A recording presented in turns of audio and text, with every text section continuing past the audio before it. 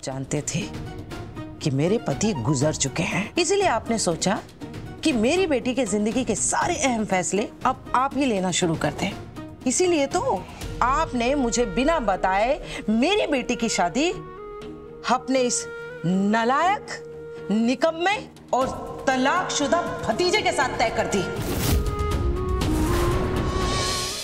मेरे दिल से यही प्रार्थना निकल रही है कि माता रानी करे इस कार्ड की तरह सुंदर तुम्हारी शादी भी एकदम सुंदर सुंदर हो जाए। ये शादी नहीं हो सकती।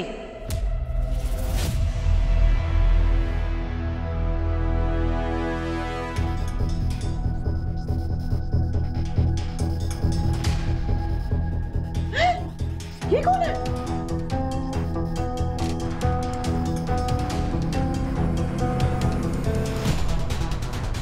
माँ,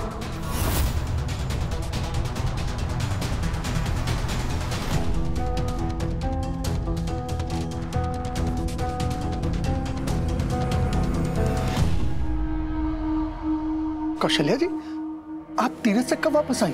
आज ही आई हूँ भाई साहब, और देखिए ना, उल्टे पैर आपके पास आ गई।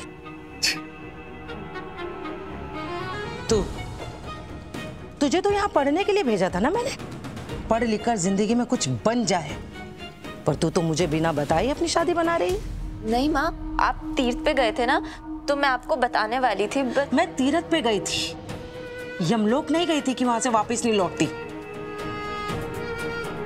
और वैसे भी तेरे पास फोन था, तो जब चाहती मुझे फोन कर सकती थी।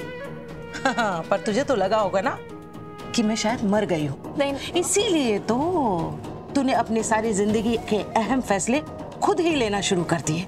ऐसा नहीं है माँ। भाई साहब जी, आपको तो इतने भरोसे के साथ मैंने अपनी बेटी को सौंपा था, आपने ये किया। आप तो मेरे पति के बहुत अच्छे दोस्त थे ना, इसी नाते से मैंने अपनी बेटी को आपको सौंपा था, ताकि आप मेरी बेटी का अपनी बेटी की तरह ख्याल रख पाते। आप जानते थे कि मेरे पति गुजर चुके हैं, इसीलिए आपने सोचा कि मेरी बेटी के जिंदगी के सारे अहम फैसले अब आप ही लेना शुरू कर दें। इसीलिए तो आपने मुझे बिना बताए मेरी बेटी की शादी अपने इस नालायक, निकम्मे और तलाकशुदा भतीजे के साथ तय कर दी।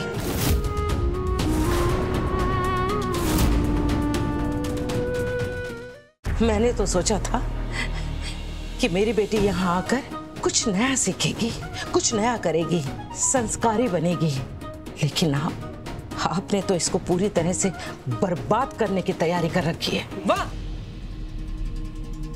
कौशल्या जी, मैं आपको सम्मान पूर्वक सूचित करना चाहती हूँ कि आपकी बेटी की शादी किसी ऐरे गैरे के साथ नहीं, राघव सूर्यवंशी के साथ हो रही है। हीरा है मेरा राघव, जिससे शादी करने के लिए सिर्फ इस शहर की नहीं, पूरे देश की लड़कियां मरी जा रही हैं। इसीलिए आपकी बेटी के तो भाग खुल गए कि राघव ने उसे चुना है। इसलिए हमें खरी खोटी सुनाने की बजाय आपको हमें धन्यवाद करना चाहिए और विनम्र भाव से हमें पूछना चाहिए कि कहिए शारदा जी, मेरी बेटी की शादी में मैं कैसे हाथ बटा सकती हूँ? इसके ऊपर देश की सारी लड़कियां मरती हैं। जी सही सुना आपने। सारी लड़कियां नहीं मरती हैं, वो लड़की जरूर भूखी मरेगी जो इसके साथ शादी करेगी।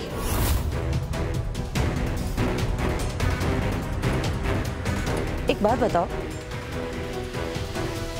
तुम्हारा दिवाला पिट गया है ना? बताओ, पिट गया ना? मैंने तो सुना है तुम्हारा बिजनेस भी अब तुम्हारा नहीं रहा। एक कमरा नहीं है तुम्हारे पास, खुद छत पे जाके सोते हो। शादी के बाद मेरी बेटी को भी छत पे ही सुलाओगे क्या?